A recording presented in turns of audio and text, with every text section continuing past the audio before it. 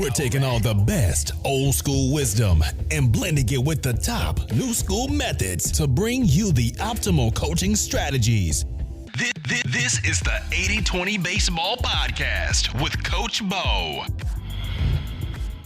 Welcome, coaches, parents, players. Welcome to this week's episode of the 80-20 Baseball Masterclass, where we are trying to master the key pivotal parts, the most impactful parts of baseball, youth baseball. And now, while we do talk specifically about youth baseball, because one, it's just so much bigger than even high school and college and pro put together. It's youth baseball, so many more players and coaches. And I truly feel it's underserved. And I've talked about those reasons why I think that is in previous podcasts, but make no mistake about it. This is a youth baseball podcast, but we definitely dive into some advanced things. The way I approach this podcast and how I share things out, I try to strip away all the extra complexity, give it to you as simple and as streamlined as possible, as efficient and streamlined and as direct as possible to being a better coach. But that doesn't mean we don't talk about advanced things, because I know all of you are super intelligent people and you can handle what I'm sharing out here on an advanced level. So I guess at the end of the day, you could say here at 80-20 Baseball, we're all about advanced simplicity. Speaking of 80-20 baseball, last week on the 80-20 Baseball Podcast Masterclass, we talked about coaching catchers and coaching them to know whether to block or to scoop/pick a pitch in the dirt. And an elite major league player shared out, and I spliced in an interview, or part of the interview was a 10-minute or so interview. I spliced in 4 minutes of it, and he discussed in the interview 2 key items that are core to the 80-20 baseball hitting plan that we've been talking about for a few years here. So go back, listen to episode 153 if you haven't already. Most of you already have. So we're going to get here to 154, this week's episode. Now let's get into it. I'm going to start off by sharing a clip of a funny coach. He's an ex-college football coach. His name is Bob Green. And this guy, almost every year, he goes viral on Twitter, on all these social things because of his one-liners. So they compile, some people, they go through and they compile interviews where he said some funny one-liners. This guy, Bob Green, you got to see him on video to really get the full thing, the full context, and to really get the full vibe of this guy. I'm a big fan of laughing and comedy. One of my favorite podcasts. I don't listen to a bunch of podcasts, just of course don't have time to listen to a bunch, but I have 2 or 3 that I really like, and one of them is a comedy one, and it's really can be very helpful. And so I think keeping things light and cracking jokes. We had a fire out in the front, out on our street last night, that just the families and the guys on the block and their wives and the families and kids came out, and we did a little fire pit out in the street. It's a fun group because it was light. We all have our jobs, we all have our stressors, we all have things going on in our lives that are challenging right now, but it's fun to get out there. We laughed, just had a good time. In fact, my neighbor Nick, who and I we organized it. Nick played for Coach Bob Ladouceur at De La Salle High School. Coach Ladouceur was voted by USA Today or Max Preps or whatever as the #1 high school football coach of all time, all time of any level. So it's kind of cool to talk to him because this is a guy who's gone through that program, saw it firsthand. And so anyways, we have this get together and it's just keeping it light. It's a group that keeps it light, like to have laughs. Life's too short. So I wanted to add this Bob Green clip in here just as something funny because one, it comes from a coach, and 2, it's different. He's kind of different.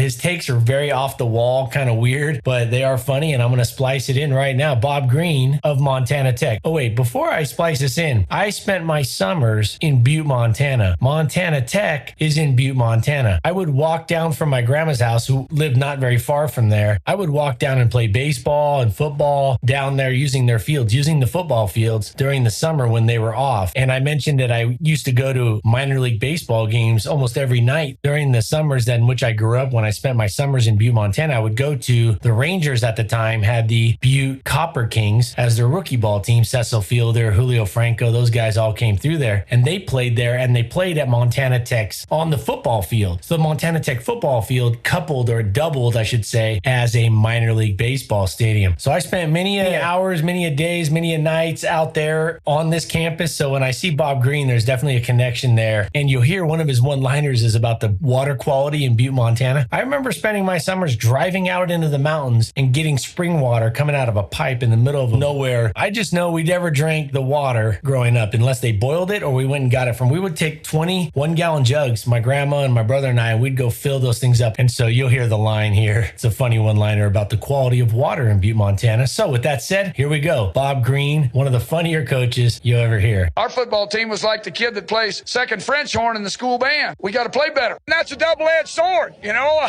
It's kind of like watching your mother-in-law go off a cliff in a Cadillac. You know, you got mixed feelings. First of all, they got after it hard. I'm telling you, they were like a hobo on a ham sandwich. They were going hard all the way. He's like that black lab on the first day of pheasant hunting season. He was pulling at the chain. We're kind of like a woodpecker in a petrified forest. Just keep busy and look for opportunities. I wanted to raise my kids using a depth chart. Can you imagine that? I wanted that. Pam Green vetoed that idea. I got a short memory, just like when I was in the third grade. 2 of the best years of my life. I don't like that bottled water. I like that butte water. You get eat and drink at the same time. Some aspects look like we're really ready to play. A couple other aspects look like we just got off Willie Nelson's tour bus. His attitude's positive. He thinks he could take on hell with a squirt gun. All right, there's some of Bob Green's best one-liners. I think what resonates and makes them enjoyable to listen to and funny, but also not just funny, but enjoyable to listen to, is his attitude towards coach. It was never like crazy. He was serious, but he kept it light enough to joke about it. So he was very serious about his craft, but he kept it light enough to joke about it. So there was a balance. You could tell he was intense, but he also kept it light. And I think that's something we all need to keep in mind in life, right? Is to make sure we do have focus and we do have some drive, but also to step back and have a laugh from time to time. Make sure things are light. Kids that play light, kids that play free and easy, players that play loose are always going to be much better overall than the tense, tight players. And if we're tight as a coach, if we're tense, we set the tone as the leader, as the coach. We set the tone. We set the environment vibe for the most part. And if you can go out there with an attitude of focus and drive, but also keeping it light like Bob Green, then I believe you'll be on a balanced path toward success. All right, the quote of the week. The coaching quote of the week comes from Richard Koch, the 80-20 principle. He said, quote, "The way to create something great is to create something simple. The way to create something great is to create something simple." Huge advantages just sitting out there. Huge improvements just sitting out there, right for the taking, right for the improving. Just sitting there by removing complexity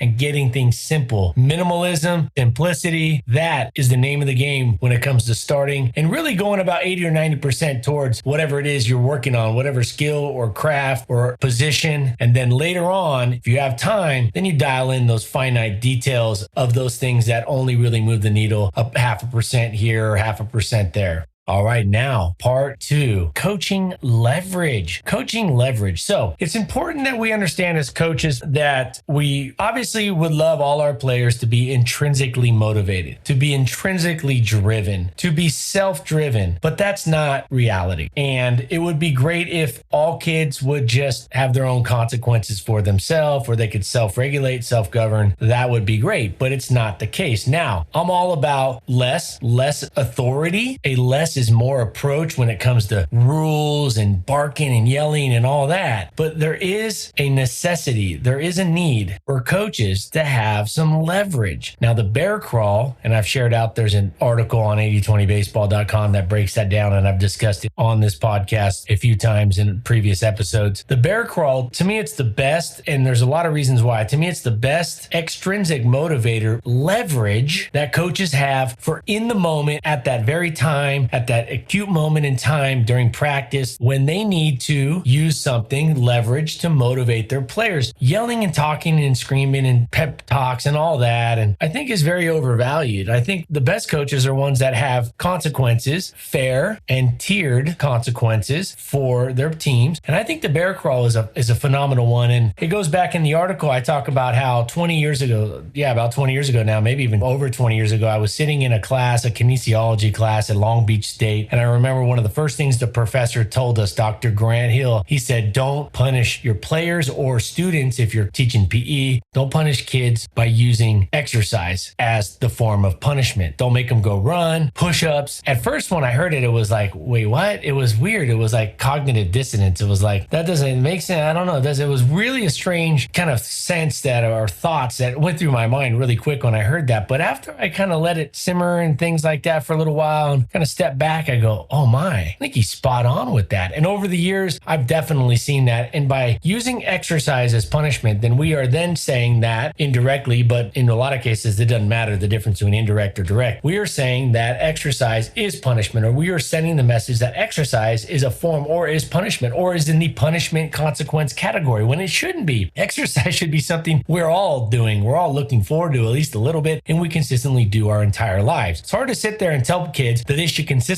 do something their entire life and then turn around and say, this is punishment, that we're going to use that same thing that we're telling you to go do, we're going to use it for punishment. It's a little confusing. It's mixed messages, and it also ties a negative connotation to fitness. And so I completely agree. But when you're out there on the field, you need something, you need something to go to sometimes to up the focus, to increase the motivation, the drive, the hustle of your team. Not necessarily physical errors. I'm not big on using this for physical errors in terms of like a ground ball goes between your shortstop's legs or a strikeout or something like that. Playing time is the best leverage piece for a coach. It's a little harder to use at the youth level than it is high school and above, but playing time's the best leverage for coaches, the best piece of leverage. But when you're out there on the field at practice and you need that, just right then, you need that push, that extra leverage to use to help kids, to really force them to focus more, hustle more, and they need a little extra push. Sometimes they just need a little extra push. Well, the bear crawl is, to me, the best. Here's why. One, it's easy to do. Most kids know how to do it. I use that with hundreds of kids, and I've never had a kid go, well, I don't like, how do we do that? They just know how to do a bear crawl, or they can figure it out really quick. It's very safe, but it is really challenging, very difficult, physically just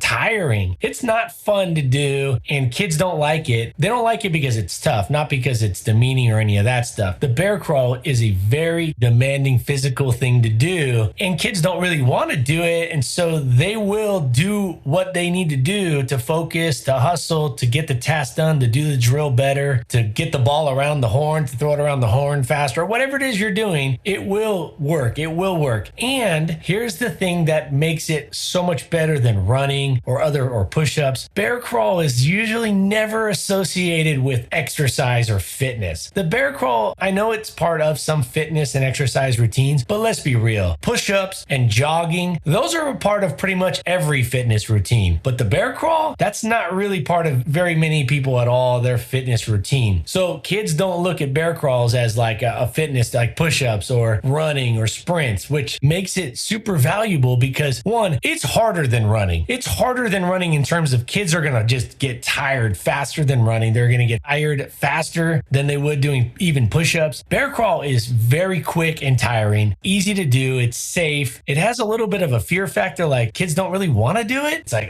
bear crawls, man, that's tough. That ain't no joke. That to me makes it the best form of physical leverage, a physical consequence that you can use with your players. It's fast, it's safe. Now, the caveat to being safe is that you're doing it on a grass field. You're not out there in the parking lot or in some area where there's glass all over the ground or stuff like that. Of course, if you're doing it on a baseball field, if you're on the grass, you're good to go. I would be a little cautious on the dirt, and it doesn't take very long. It doesn't take very long for those kids to be really feeling it and tying together the consequence with what led to that. And it just sends a message by doing something quick right there. It's great leverage. You don't want to overuse it. And if you have to overuse it, then there's something going on with your environment, your coaching structure, your practice structure, and things like that. Also, buy-in and trust and praise and things like that. We got to probably work on those. So it's definitely not like, I'm going to just completely lean on the bear crawls. If you're using in fact, you should be using the bear crawl. If you're coaching the right way, your consequences and your use of consequences should go down in a very nice symmetrical line throughout the year. And if you do a really good job, you can really have a steep drop off real quick within the first couple weeks. By the end of the first month, you don't really have to use hardly any consequences at all, just here and there, maybe every other week or every other practice. And that's if you're really dialed in. Although, if you can make it through a full practice without using the bear crawl, you're onto something. But you also shouldn't go out there with a quota or the lack of a quota. You shouldn't go out there and say, well, I'm going to use the bear crawl today to send a message, or at this, I'm going to use it this many times. It's just like the hitting approach with less than 2 strikes. You're not going up there as a hitter. The hitter shouldn't be going up there looking for a walk. They should be looking for a quality pitch that they can hit well. And if it's not there, then they take it. The pitcher dictates the walk, not them, outside of that better disciplined approach. The same with the bear crawl and anything else. It should be dictated by the situation and by how things play out, not predetermined. With that said, you may need to use the bear crawl more more some practices than not, depending on where the players are at, but you definitely shouldn't be using it more and more as you go through the year. So just want to hit on that. Coaching leverage. Coaching leverage is something that we just need. And yelling and screaming at players is not leverage. It's not motivation. It's not a consequence. Yelling and screaming is not a consequence. Consequences are actions and things that they can actually see or have to do. Playing time is not a bunch of words. It's, hey, you're not playing, or you're not starting, or worst case scenario, you're not on the team.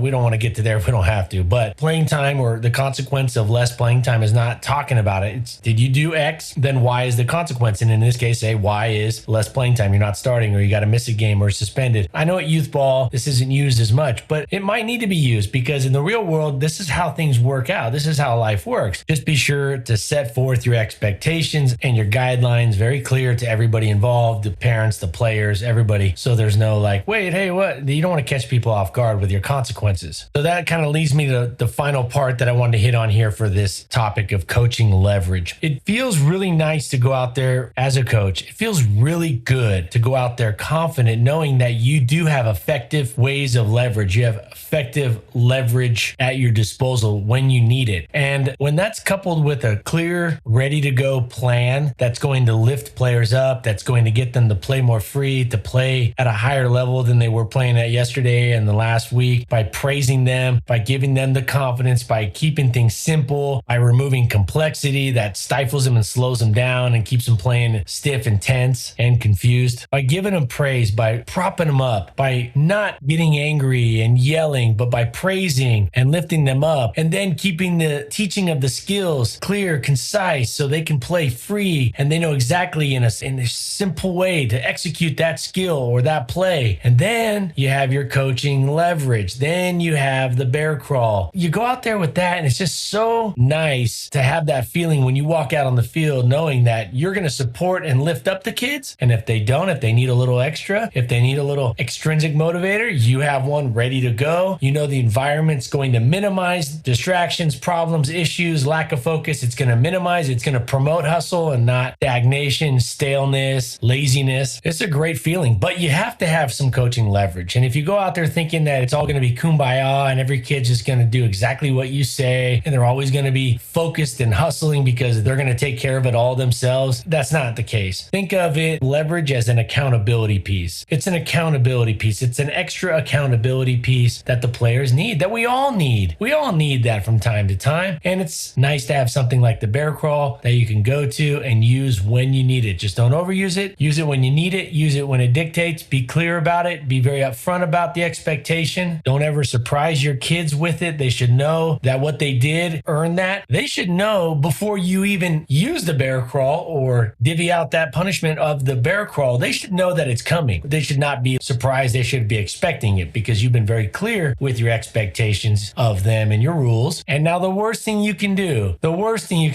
is what you don't do. And what I mean by that is the worst thing you could do is threaten with the use. Well, first off, shouldn't be threatening your players at all, but by the perceived threat of, or by kind of throwing it out there and saying, oh, we're going to bear crawl if you don't do this. If you don't do that, we're going to bear crawl. First off, be really careful doing stuff like that, because now you're putting yourself behind the 8 ball, and you don't want to be there unless you have to be there. It's not a good place to be. And if you do put yourself there, you got to follow through. So make sure whatever it is that you're saying to the kids that you're going to do in terms of consequences, you are going to do, because the first time, and definitely the second time, you don't follow through with the consequence as you've laid forth to your team, your players, even same thing for parents, you will start to erode and in some ways dissolve your credibility, your trust, and your word. And if you lose your word, your trust, your credibility, you don't want to be there as a coach. For example, if your team is lollygagging around, picking up baseballs, their ball parties moving slow, they're shooting hoops. One of the best things I use on that is I used to have this problem, ball parties, picking up balls, shooting hoops, goofing around. Some guys weren't really getting them somewhere, or they didn't get them all. They would leave a few over there by the fence and they only got what they needed to get or what they thought they should get. I told them we need every ball in there. There should be 40 or whatever, how many balls we were using. There should be 40 or 50 balls in there, and you have 60 seconds as a team to get them in. Those balls could be spread out out throughout the field. But remember, these kids can run from one side of the field to the other, even the furthest side of the field in 15 seconds. So if there even was a ball way out there, one of the guys gets it, one of the kids goes and gets it, and they can get it there. I usually go 90 seconds from the start of a ball party if the balls are spread out pretty well, or if they're round, or 60 seconds. And then when I say you will do bear crawls, we will do bear crawls to the center field fence and back, or usually what I would do the first time is center field fence and then jog back. I would say, hey, if you don't get the balls picked up within 90 seconds, we're bear crawling. And I'll tell you what, if it took them 91 seconds to get those balls picked up, they did bear crawls. They did bear crawls. Because if you want to be a coach that the kids always like, if they always like you, if they always like everything you're doing, you're not coaching right and you're not serving them right. Now, they should definitely trust you, respect you. They should want to play for you. You should be praising them. But if you're out there trying to be liked, or you're trying to go out there and you want the players to like everything you do, you'll never make it in the coaching world in terms of being a good coach or the best coach that you can be for those kids. You just won't. So I don't want to get into that topic too much right now, but trust me on that. Your job is not to go out there and have them like everything you do as a coach. Your job is to go out there and make it fun. They should be laughing, enjoying it, but they should know if they cross the line, hey, this is the consequence that's going to be set forth. And I love the bear crawl because it's quick, it's safe, it's easy to do, learn. It has a kind of an intimidation piece, and it doesn't resemble 99.9% of the typical exercise that kids will be doing in their PE classes or on their own as they get older at the gym or whatever it is they're doing to stay in shape and fit for the rest of their life. It's not going to really resemble that. All right. With that said, we're going to wrap it up here. Take this stuff out to the field. Take it out to the field. Use it. Trust it. It works. Go use it. Email me when you have success. When you have that success, email me. Even if it's just you talking in your phone, dictating an email,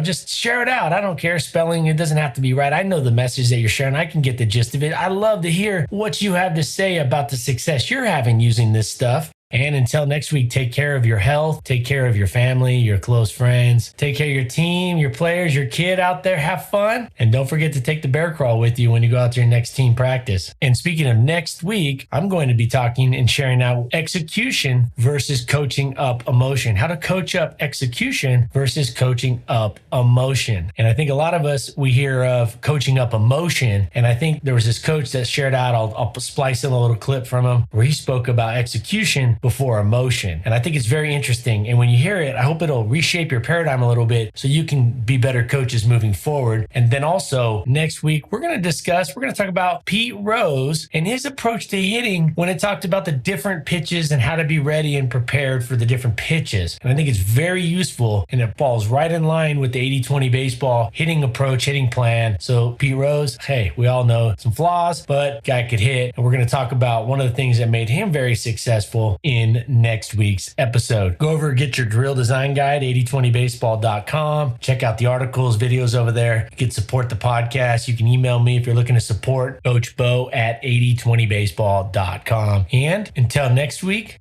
adios. This has been the 80-20 Baseball Masterclass. Take it to the field.